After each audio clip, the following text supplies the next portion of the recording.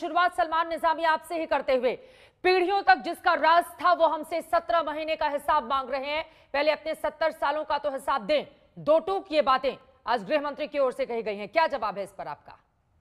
देखिए, अफसोस की बात है गृह मंत्री जी को यह मालूम नहीं है कि कश्मीर में 20,000 से ज्यादा जो कश्मीरी लीडरशिप है, चाहे उसमें सरपंच, पंच हो, एनसी, पीडीपी और कांग्रेस के लोग जो हैं, उन्होंने इस देश के लिए कुर्बानी दी है।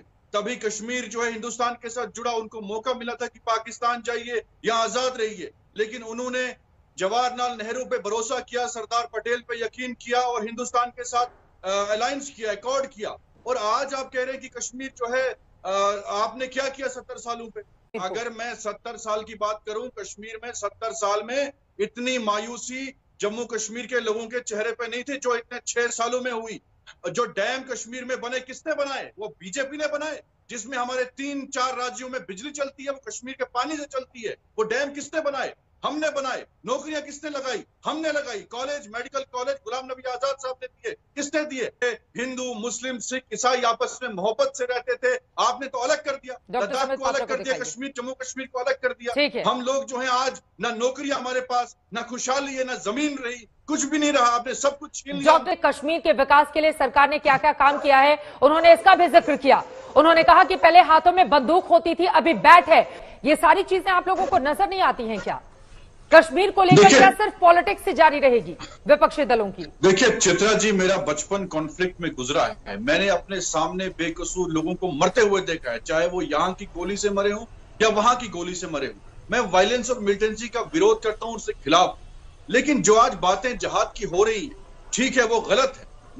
मैं आपके चैनल के माध्यम से पूरे जम्मू कश्मीर के यूथ को मैसेज देना चाहता हूं कि गोली नहीं बल्कि अपने कलम से अपनी आवाज को बुलंद करिए, यही सोल्यूशन है। और दूसरी बात, नाइंसाफी की बात मैं करूंगा कि जब यहाँ रजौरी के 4 मासूम बेकसूर लड़के जो है, जो कश्मीर के रोजगार की तलाश में, उनको आर्मी की गोली से मारा गया। आर्मी ने खुद एडमिट किया कि ये बेकसूर थे या आतंकवादी नहीं थे।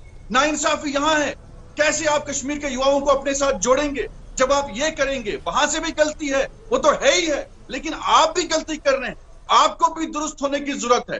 एक मेरे भाई ने कहा, सुशील पंडित ने, कश्मीरी पंडितों का मसला है, लेकिन कश्मीरी मुसलमानों का भी मसला जब उठाएंगे आप, कश्मीरी मुसलमान भी 20,000 जो है इंडियन मेन स्ट्रीम पॉलिटिशियंस मारे गए और बहुत से ऐसे लाखों की तादाद में जो है अभी तक उसी को तो ठीक किया। आपने कहा कि बचपन आपका इस तरह से दहशतगर्दी में बीता, मतलब दहशतगर्दों के बीच वहां पर स्थिति जो खराब थी उसके बीच डर डर के बीता, तो उसी से तो कश्मीर को बाहर निकालना है। तो जब उससे कश्मीर को बाहर निकालने की बात हो रही है तो आप क्यों नहीं सपोर्ट कर रहे हैं इस पूरे मामले पर? जवाब दे रहा हूँ कि जिस इंसान ने अपने भाई को खोया हो उसी को दर्द महसूस होता है, जो कश्मीर में रहा हो। लेकिन हम भी चाहते हैं कि अमन हो। पूरी जिंदगी मेरी गुजर गई कि हमने हर दिन कश्मीर में वायलेंस देखा। हम भी सुकून की जिंदगी चाहते हैं। वहां का युवा भी नहीं चाहता कि हम 500 रुपए के लिए पत्थर मारे, या आपने नैरेटिव फैलाया। वहां का युवा नहीं बता तो रहे हैं, गृह मंत्री की बात आपने सुनी है, वो कह रहे हैं कि 2022 तक 25,000 कश्मीरी युवाओं को नौकरी हम मुहैया कराएंगे। तो आप लोगों को भरोसा क्यों नहीं होता है? नहीं, झूठ है। मैंने नौकरियां, आपकी जीडीपी -5 से नीचे, कहां नौकरियां देंगे आप? अब जो हमें नौकरियां मिलेंगी, पूरे देश के लोग उस पर दावा करेंगे। आपके मध्य प्रदेश के सीएम कहते हैं यहाँ का कोई बाहर का व्यक्ति हमारी नौकरी नहीं ले सकता। फिर जम्मू कश्मीर के साथ नाइंसाफी क्यों? 9 स्टेटों में आपने जमीन के हक दिए वहां के लोगों को। हमसे क्यों जमीन के हक छीना गया? क्यों 370 वहां से छीना गया? वो कह रहे हैं कि जमीन का हक छीना जा रहा है हमसे। 370 हटा 9 स्टेटों में क्यों नहीं आप हटा रहे हैं? अब क्यों नहीं ड्यूटी बना रहे हैं? अब मैं बोल लूं प्लीज, अब मैं प्लीज बोल लूं। Thank you. देखिए, जहां तक अनुच्छेद 370 क्यों हटा, मूल मुद्दा तो इनका वही आ गया जाके। मैंने बताया तो, आज अमित शाह जी ने बोला कि वो टेम्पररी था इसलिए हटाया गया, नंबर 1। नंबर 2, इन्होंने कहा आपका जीडीपी तो ऐसा है, आपके मध्य प्रदेश में ऐसा। ये हमारा मुझे लगता है सलमान भाई धीरे धीरे अपने वोकैबुलरी को चेंज करने की किसी भी नहीं, सुनिए एक सेकंड सर, मैं बीच में बिल्कुल नहीं बोला सलमान भाई। हम लोग सलमान भाई डिबेट में शांति सलमान भाई, कम से कम देखिए, मैं तो आपको शांति से सुना ना, ठीक है, मैंने आपको शांति से सुना ना सलमान भाई। आपने कहा आपके मध्य प्रदेश में प्लीज सलमान भाई आपने कहा कि आपके सीएम नहीं है वो। दोनों लोग साथ में बोलेंगे। सलमान निजामी, किसी की आवाज सुनाई नहीं देगी। एक बार संबित पात्रा की बात खत्म हो जाए फिर आप बोलिएगा। वो कह रहे हैं नौकरियां कहां हैं और मध्य प्रदेश का उदाहरण मैं बता रहा हूं जी, मैं बता रहा हूं। देखिए प्लीज मैं एक रिक्वेस्ट करूंगा कि हमारे सलमान भाई कांग्रेस के प्रवक्ता हैं, ये आपका मध्य प्रदेश, आपके सीएम, ये हमारे सीएम नहीं है। आपका जीडीपी, ये देश का जीडीपी है, ये मेरा जीडीपी नहीं है। इस प्रकार से ये पार्थक्यता करना भूल जाए। आर्टिकल 370 हट चुका है, अब ये आपका है ना। फिर मैं जवाब देता हूं। Thank you. चलिए कम से कम आप बदल तो गए। अब सुनिए मेरी बात, अब सुनिए मेरी, अब सुनिए। नंबर एक, एक बार सुन लीजिए, सुनिए।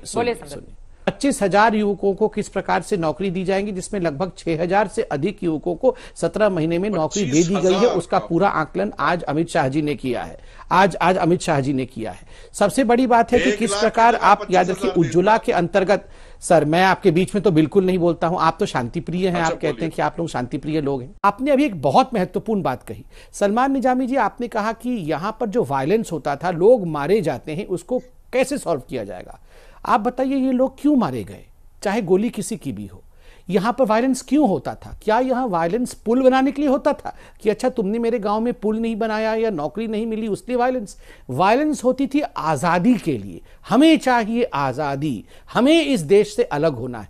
सलमान भाई मैं इतना बताइए, ये आजादी की डिमांड सही थी या गलत थी?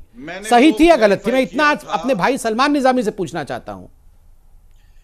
आई एम ए प्राउड इंडियन। मैं बचपन से आज तक जो है हिंदुस्तान होने का गर्व महसूस करता हूं। दूसरी बात यह है जो आपने सवाल किया आजादी की डिमांड, मैं उसके साथ नहीं। और मैं चाहता हूं कि अगर हमारे पिछलों ने, बुजुर्गों ने जो फैसला लिया था, उन्होंने हिंदुस्तान के साथ अकॉर्ड किया था। आपने तो उन नेताओं को जेल के अंदर रखा 1 साल। वही फारूक अब्दुल्ला, उस महबूब मुफ्ती के साथ तो बाद में छोड़ भी तो दिया। उनको आपने हालात के मद्देनजर वो फैसला था सरकार का, ये कहना था। कौन सा अकॉर्ड साइन किया था? 10,000 तो उनके कार्यकर्ता मारे गए ना साहब, भाजपा के भी मारे गए, कांग्रेस के भी मारे गए, लेकिन मिलिटेंसी तो बढ़ गई ना। आज चाइना अंदर घुस गया है। मैं जवाब देता हूं। आपने दावा किया 370 हटाएंगे, आतंकवाद मिटाएंगे। नहीं सलमान निजामी साहब एक सेकंड, मुझे लग रहा है आप कंफ्यूज हैं। देखिए कश्मीर की बात करते करते आप कहां चले जा रहे हैं। हम कश्मीर पर ही रहते हैं ना, कश्मीर के मुद्दे को लेकर आप आगे बढ़ रहे हैं और आपने कहा कि मेरा जो बचपन था वो बहुत बुरा गुजरा, तो अब कम से कम आपके आगे का जीवन अच्छा गुजरे, उस तरह की व्यवस्था भारत सरकार की ओर से की जा रही है। लेकिन उस पर भी आप लोग साथ में खड़े नहीं हैं, उस पर भी आप लोग साथ में खड़े नहीं हैं, उस पर भी आप लोगों को राजनीति सूझ रही है। हम साथ खड़े हैं। हमने कब आप सर की बातें नहीं मानेंगे, आप एलजी मनोज सिन्हा की बातें किसकी मानेंगे आप लोग? संबित पात्रा जी को बोला आपके चैनल पे 1 साल पे 2 साल पहले 370 पे मत करिए जुल्म इतना, मत लोगों को पिंजरे में कैद करिए। आप एक वैक्यूम कर रहे हैं खड़ा कश्मीर में कि लोग आपके साथ। सर अभी वैक्यूम को भरने के लिए तो हाल में चुनाव हुए ना, और ठीक है आपने तो इलेक्शनों में हमारे वर्कर्स, मैं इस पे जवाब दे दूं, जल्दी जवाब दे दूं। इस डीडीसी इलेक्शन में आप तो खरीद रहे वहां वोटर्स को, आप खरीद रहे वहां मेंबर्स, आप वोटर्स खरीद रहे हैं, इस तरह के आरोप लगा रहे हैं वो संबित पात्रा। जवाब नहीं आ रहा है कि आपको क्या स्टैंड लेना चाहिए, आप कंफ्यूज दिखाई दे रहे हैं पूरी तरीके से। जम्मू कश्मीर के लोगों को आप इस जुल्म से निकालिए। नहीं सलमान भाई मैं कंप्लीट, मेरा अधिकार, मेरा कोई अधिकार है कंप्लीट। ठीक है बोलिए जल्दी से। देखिए 10,000 कार्यकर्ता मारे गए आपने कहा, ये तो क्यों मारे गए? क्योंकि आपके समय में लॉ एंड ऑर्डर ठीक नहीं था, आपने गलत चीजें सिखाई। दूसरी बात, अरे कोई अगर कहेगा कोई तिरंगा उठाने वाला नहीं होगा, तिरंगा उठाओगे तो मार दिए जाओगे, आग लग जाएगी। कोई कहेगा चीन के साथ मिलकर हम यहाँ पर आर्टिकल 370 वापस लाएंगे, तो आप उनको क्या करेंगे? डिटेन करेंगे या नहीं करेंगे? आप बताइए डिटेन करेंगे या नहीं करेंगे? आप तो सजाद लोन के साथ मिल गए जो जेकेएलएफ का था। क्या बात कर रहे हैं आप? मुझे आपको मालूम था वो सेपरेटिस्ट, मजाक की बात है। आप नहीं मतलब जेके आप मानते हैं कि सजा, प्लीज दोनों लोग वक्त की कमी है, बुखारी के साथ है, ठीक है। तो अलायंस में डीडीसी। देखिए मैंने